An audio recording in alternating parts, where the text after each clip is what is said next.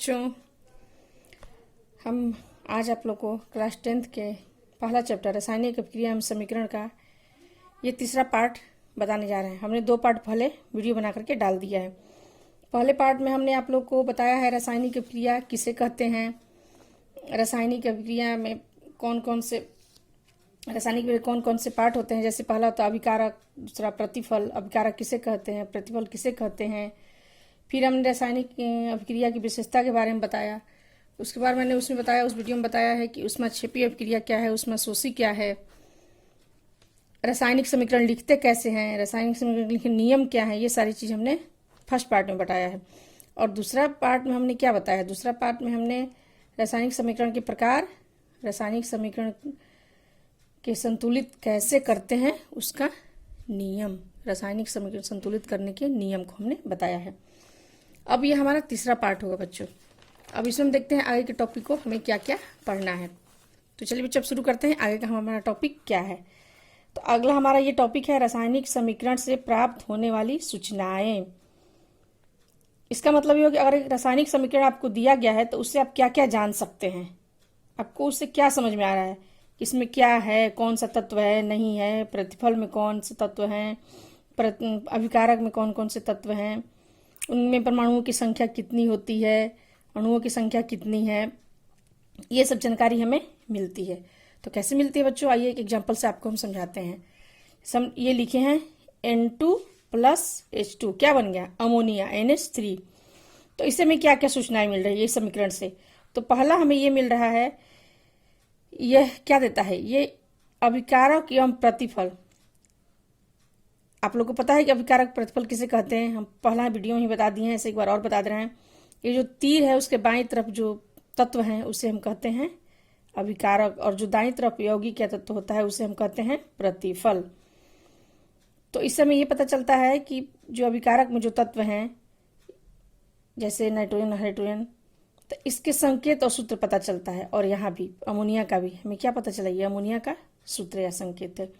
तो पहला पॉइंट हो गया, अभिकारक एवं प्रतिफल के संकेत एवं सूत्र की जानकारी देता है। अब दूसरा ये समीकरण हमें क्या बता रहा है, दूसरा ये पता चलता है कि अभिक्रिया में कौन कौन से पदार्थ या तत्व भाग ले रहे हैं और अभिक्रिया के फलस्वरूप क्या बन रहा है, प्रतिफल के रूप में हमें क्या प्राप्त हो रहा है, कौन सा पदार्थ, नया पदार्थ मिल रहा है या यौगिक मिल रहा है। ओके बच्चों, अब हमें तीसरा पॉइंट क्या हमारा है, अभिक्रिया में भाग लेने वाले अभिकारकों, ये अभिकारक हो गया, अभिकारकों के परमाणु एवं अणुओं की संख्या पता चल रहा है। जैसे यहाँ नाइट्रोजन कितने परमाणु हैं, तो 2, हाइड्रोजन के 6 परमाणु और अमोनिया के 2 अणु हैं। तो इससे हमें ये पता चल रहा है इस समीकरण से अभिक्रिया में जो भाग लेने वाले ये अभिकारक हैं उनमें अणुओं या परमाणुओं की संख्या कितनी है। अगला पॉइंट हमारा, अब यह अभिक्रिया के फलस्वरूप जो प्रतिफल बन रहा है उसमें अणुओं या परमाणुओं की संख्या का जानकारी मिलता है कि कितने हैं। तो ये अभिकारक हो गया, प्रतिफल हो गया। ये 4 पॉइंट है जो हमें इस रासायनिक समीकरण से प्राप्त हो रही है। ठीक है, उसको हमने यहाँ लिख दिया है बच्चों, आप इसको देख सकते हैं। ठीक है, अब आगे बढ़ते हैं। रासायनिक समीकरण के उपयोग से हमें क्या लाभ है, क्या लाभ मिलता है, अगला पॉइंट है हमारा। तो बच्चों हमारा अब अगला पॉइंट क्या है, रासायनिक समीकरण के उपयोग से लाभ। अगर हम किसी रासायनिक समीकरण को लिखते हैं तो उससे हमें क्या क्या लाभ है, क्या क्या फायदा हो सकता है। तो अगर हम रासायनिक अभिक्रिया लिखेंगे तो उससे ज्यादा हमें फायदा होगा रासायनिक समीकरण लिखने से। वो कैसे, तो एक हम रासायनिक अभिक्रिया को देख लेते हैं पहले। जैसे कि क्या लिखे हैं, नाइट्रोजन और हाइड्रोजन मिलकर क्या बनाता है, अमोनिया। और अगर इसके बदले हम लिख देते हैं नाइट्रोजन के बदले N2, हाइड्रोजन के बदले H2 और अमोनिया के बदले NH3, तो ये हम झट से लिख लेंगे, हमें समय की भी इससे बचत होगी और हमें कॉपी पर कम स्थान भी, जगह ये कम लेगा, तुरंत लिख लेंगे हम। ठीक है बच्चों, इससे हमारा ये फायदा हुआ। और दूसरा क्या होगा, देखिए आपने जैसे हमने लिखा नाइट्रोजन तो N2 लिख लिए, हाइड्रोजन H2 लिख लिए, NH3 तुरंत लिख लिए। और इतना लंबा लिखने से अच्छा है कि इसके हम संक्षिप्त निरूपण करके लिख लिए। तो ये हमें रासायनिक समीकरण से पहला लाभ हुआ। दूसरा क्या हुआ कि ये जो रासायनिक समीकरण की जो संकेत होता है, जैसे कोई भी तत्व का, नाइट्रोजन, हाइड्रोजन, NH3 कुछ भी, तो ये विश्व भर में एक ही होता है, कोई अलग अलग नहीं होता है। संपूर्ण विश्व में एक ही प्रकार के रासायनिक संकेतों का उपयोग होता है, कहीं भी अलग अलग नहीं होता है। अतः इससे क्या होता है कि वैज्ञानिकों को रासायनिक समीकरण की जानकारी प्राप्त करने में किसी प्रकार की कठिनाई नहीं होती है या अध्ययन करने में भी सुविधा होती है। तो रासायनिक समीकरण से हमें यही लाभ हुआ बच्चों। अब अगला हमारा पॉइंट है रासायनिक समीकरण की सीमाएं।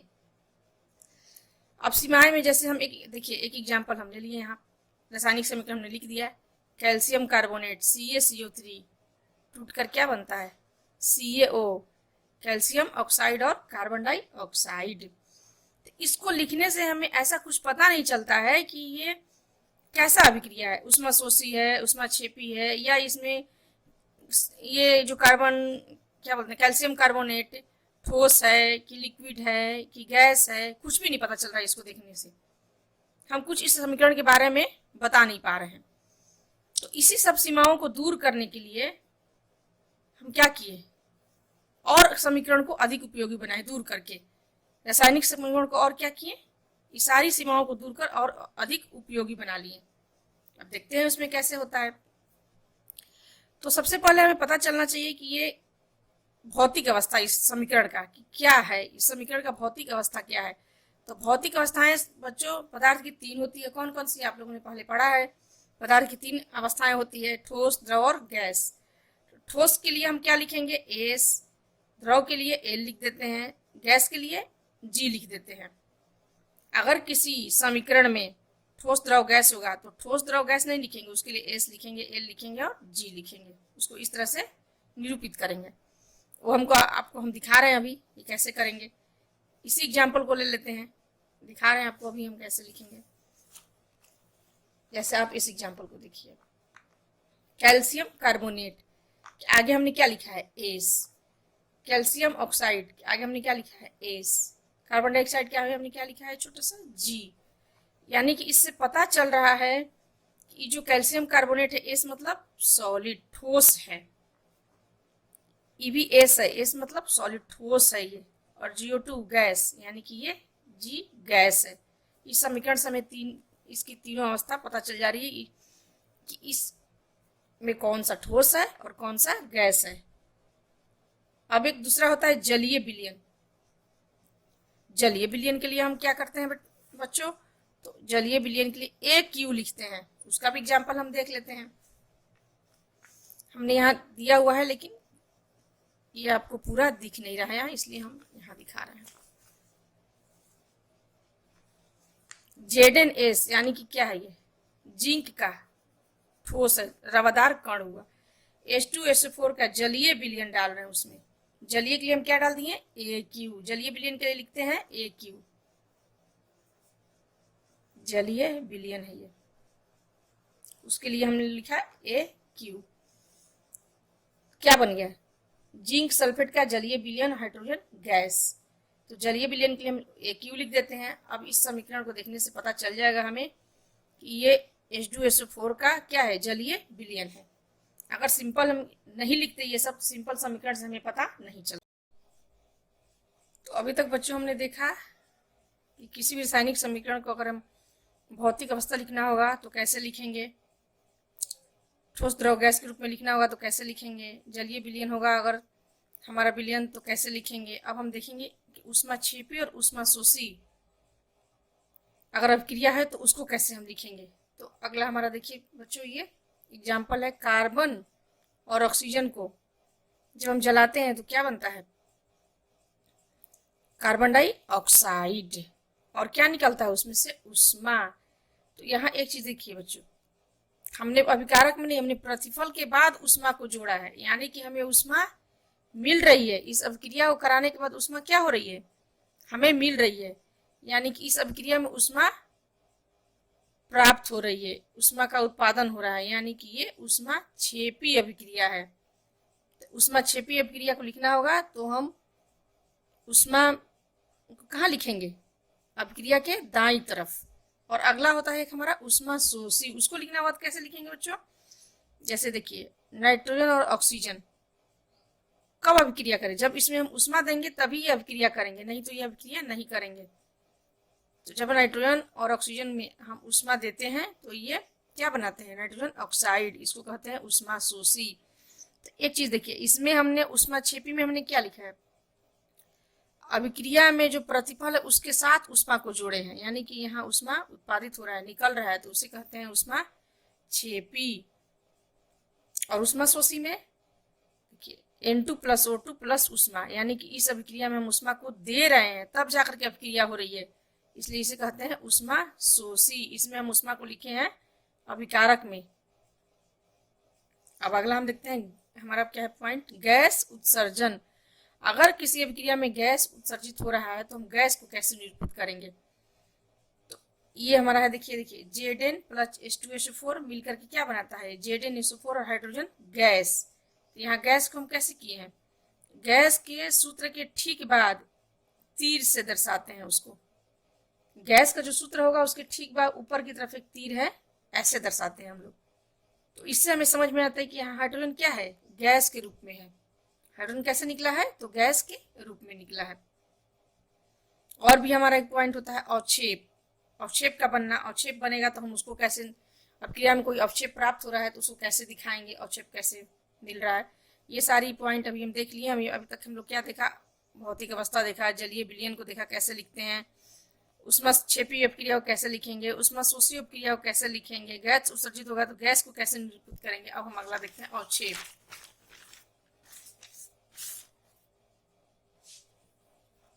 अवक्षेप का बनना,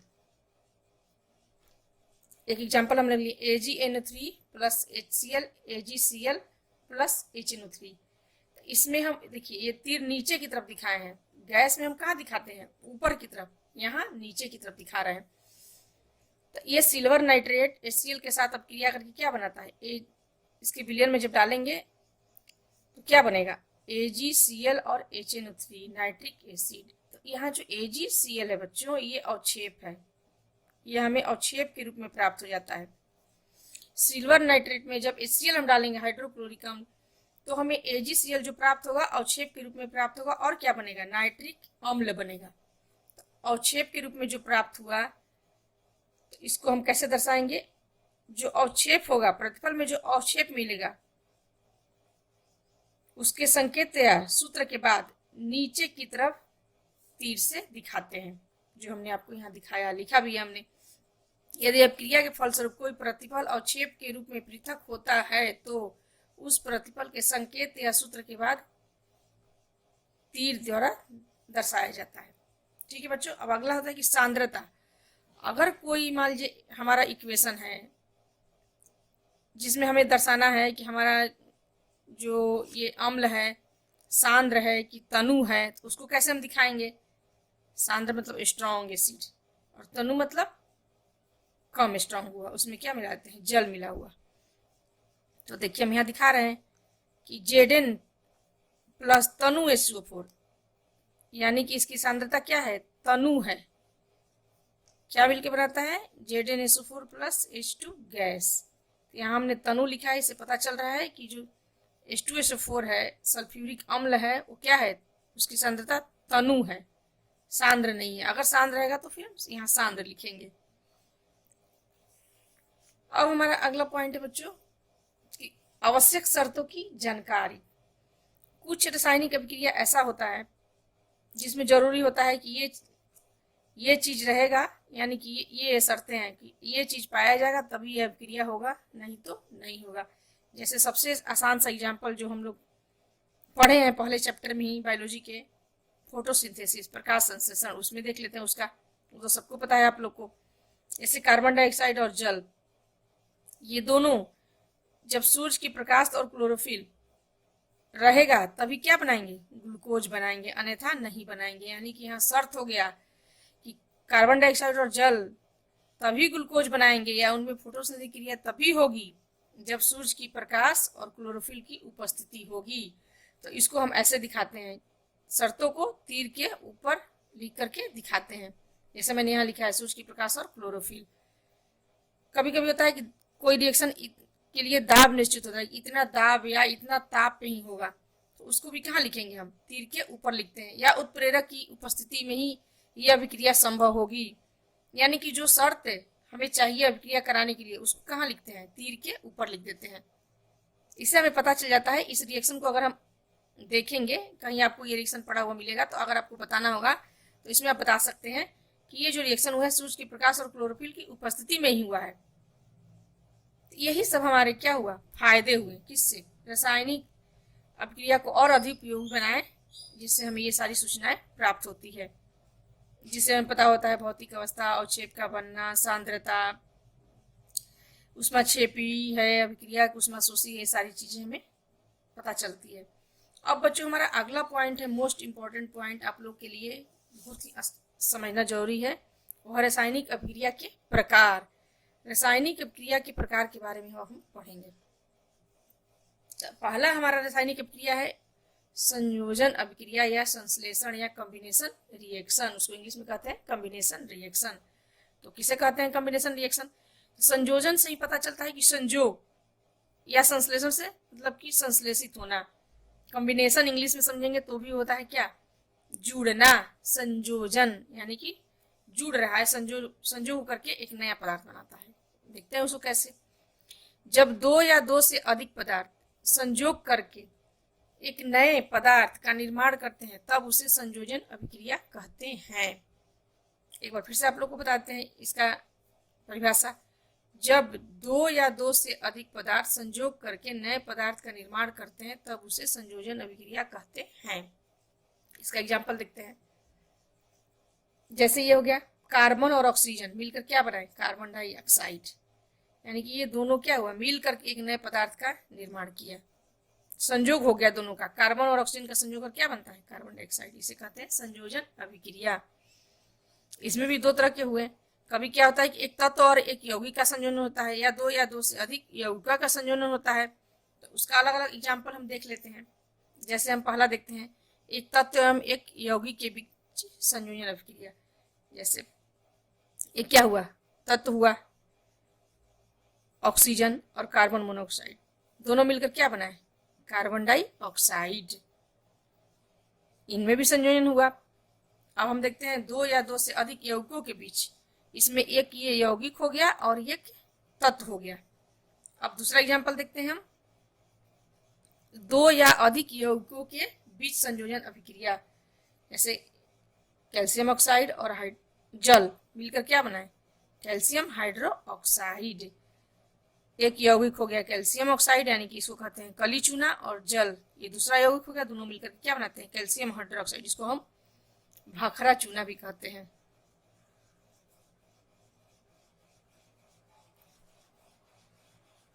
और फिर यही भाखरा चूना कार्बन डाइऑक्साइड को अवशोषित करके क्या बनाता है, कैल्शियम कार्बोनेट। ये जो भाखरा चूना यानी कैल्शियम हाइड्रोक्साइड है जो हमें भी, ये वायुमंडल से कार्बन डाइऑक्साइड को सोख लेता है और फिर बन जाता है कैल्शियम कार्बोनेट। ठीक है बच्चों, ये हमारा हो गया संयोजन या संश्लेषण अभिक्रिया। अब इसके बाद हम देखते हैं, आता है हमारा वियोजन अभिक्रिया। क्या आता है, वियोजन, या उसको कहते हैं अपघटन अभिक्रिया, या उसको कहते हैं फिर इंग्लिश में डिकम्पोजिशन रिएक्शन। इसका देखते हैं एग्जाम्पल, पहले परिभाषा देख लेते हैं क्या होता है। जब एक पदार्थ टूटकर दो या दो से अधिक नए पदार्थ का निर्माण करता है तब उसे वियोजन अभिक्रिया कहते हैं। फिर से देखते हैं क्या है इसका परिभाषा। जब एक पदार्थ टूटकर दो या दो से अधिक नए पदार्थ का निर्माण करता है तब उसे वियोजन अभिक्रिया कहते हैं। जैसे इस एग्जाम्पल को तो बहुत पहले से आप लोग को देते आ रहे हैं, कैल्शियम कार्बोनेट का अपघटन। अपघटन मतलब टूटना। तो कैल्शियम कार्बोनेट में जब उष्मा देते हैं उसको, तो ये किसमें टूट जाता है, कैल्शियम ऑक्साइड और कार्बन डाइऑक्साइड में। ये एक पदार्थ दो या दो से अधिक नए पदार्थ में क्या हो गया, टूट गया, तो इसे कहेंगे वियोजन अभिक्रिया। ये संयोजन के ठीक उल्टा है। संयोजन में क्या होता है, संयोजन में होता है कि एक या दो तत्व यौगिक मिलकर एक नए पदार्थ का निर्माण करते हैं, वो हो गया संयोजन। और वियोजन क्या हो गया ये पदार्थ क्या करते हैं, टूट कर दो या दो से अधिक पदार्थ का निर्माण करते हैं, इसे कहते हैं वियोजन अपक्रिया। अब वियोजन अपक्रिया भी 3 प्रकार होता है इसमें, एक होता है उष्मीय अपघटन अपक्रिया, दूसरा होता है वैद्युत और तीसरा होता है प्रकाश रासायनिक अपक्रिया।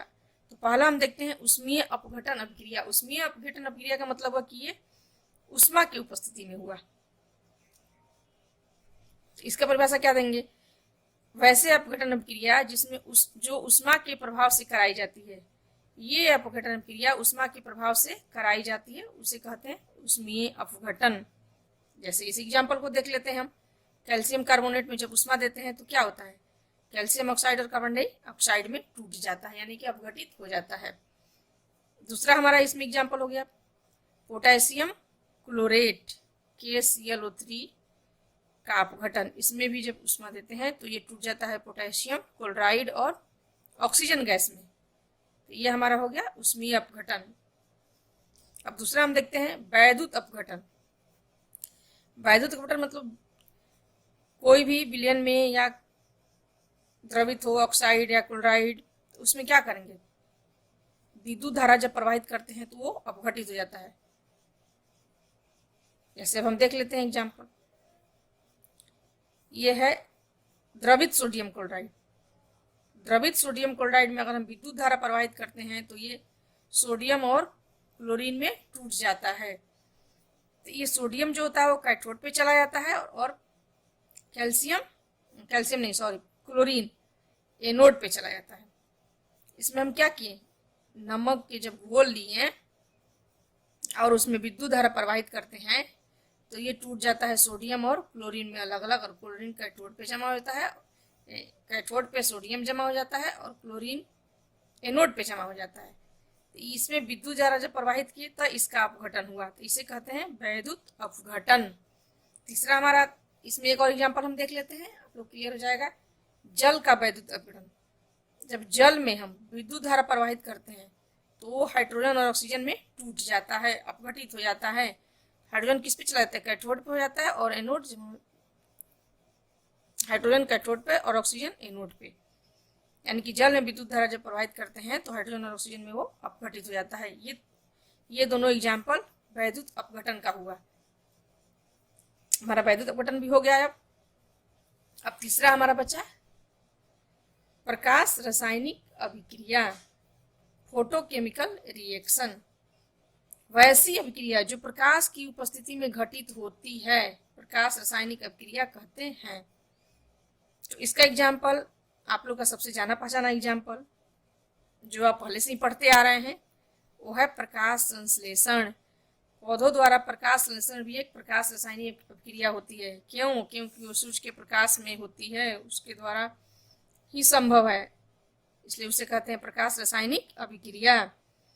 तो एक एग्जाम्पल हम देख लिए, कार्बन डाइऑक्साइड और जल सूर्य के प्रकाश की उपस्थिति में क्या करते हैं, ग्लूकोज और ऑक्सीजन गैस बनाते हैं। तो ये हो गया प्रकाश रासायनिक अभिक्रिया। जो अभिक्रिया रसायन प्रकाश की उपस्थिति में घटित होती है उसे कहते हैं प्रकाश रासायनिक अभिक्रिया। एक और देख लेते हैं एग्जाम्पल, जैसे हो गया आपको AgCl सिल्वर क्लोराइड। जब प्रकाश के द्वारा अपघटित होकर क्या बनेगा, सिल्वर और क्लोरीन। यहाँ देखिए AgBr यानी कि सिल्वर ब्रोमाइड, ये प्रकाश के द्वारा अपघटित होकर क्या बन जाएगा, सिल्वर और ब्रोमाइड में टूट जाएगा। तो बच्चों अब हम इसको यहीं ख़त्म करते हैं। ये वीडियो हमारा आज बहुत लंबा हो जाएगा। इसके बाद जितना हमने आज पढ़ा है इस सबको आपने नोट कर लेना है और नोट्स को आप तैयार करते चलिए साथ में। ये सारी मोस्ट इम्पोर्टेंट अभिक्रियाएँ थी। अब हम आगे आप लोग को अगला वीडियो में बताएंगे विस्थापन अभिक्रिया क्या है, एकल विस्थापन अभिक्रिया, द्विविस्थापन अभिक्रिया, अवकरण ऑक्सीकरण किसे कहेंगे, कैसी अभिक्रियाएं को कहेंगे। फिर उसमें और टॉपिक है आपको अवक्षेपण अभिक्रिया, फिर एक टॉपिक है उदासीनीकरण अभिक्रिया। ये सारी अगले वीडियो में हम बता देंगे आप लोग को। ओके बच्चों, थैंक यू।